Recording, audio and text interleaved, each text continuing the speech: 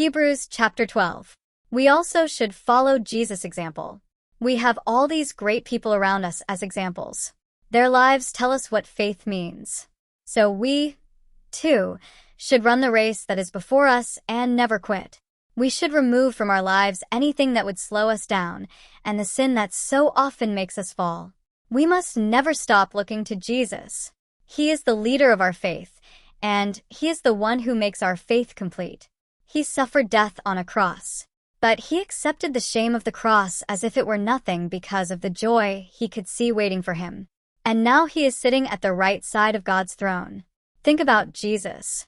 He patiently endured the angry insults that sinful people were shouting at Him. Think about Him so that you won't get discouraged and stop trying. God is like a father.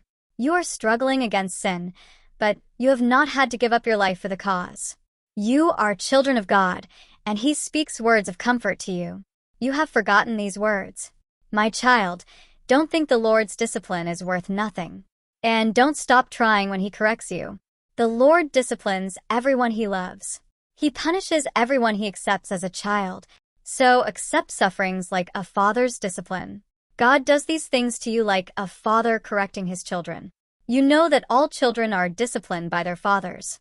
So, if you never receive the discipline that every child must have, you are not true children and don't really belong to God. We have all had fathers here on earth who corrected us with discipline, and we respected them. So it is even more important that we accept discipline from the Father of our spirits. If we do this, we will have life. Our fathers on earth disciplined us for a short time in the way they thought was best. But God disciplines us to help us so that we can be holy like Him. We don't enjoy discipline when we get it. It is painful. But later, after we have learned our lesson from it, we will enjoy the peace that comes from doing what is right. Be careful how you live. You have become weak, so make yourselves strong again. Live in the right way so that you will be saved and your weakness will not cause you to be lost. Try to live in peace with everyone, and try to keep your lives free from sin. Anyone whose life is not holy will never see the Lord. Be careful that no one fails to get God's grace. Be careful that no one loses their faith and becomes like a bitter weed growing among you. Someone like that can ruin your whole group. Be careful that no one commits sexual sin. And be careful that no one is like Esau and never thinks about God. As the oldest son, Esau would have inherited everything from his father.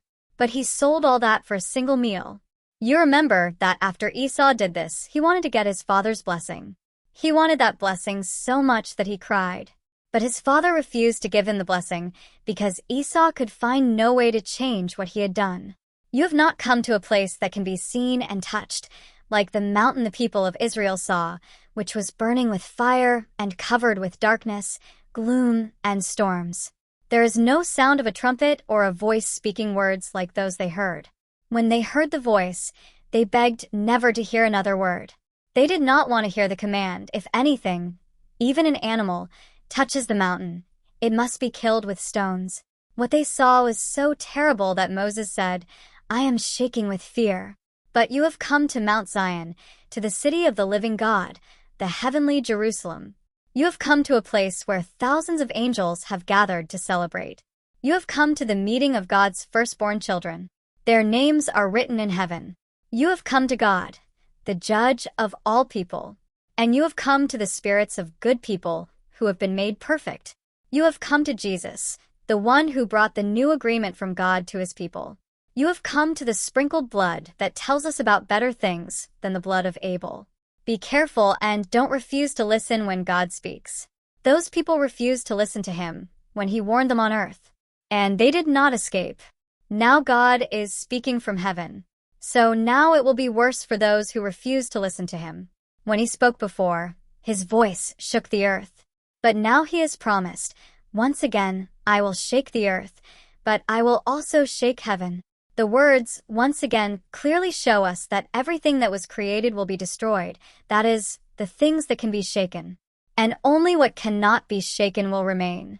So we should be thankful because we have a kingdom that cannot be shaken. And because we are thankful, we should worship God in a way that will please Him. We should do this with respect and fear, because our God is like a fire that can destroy us.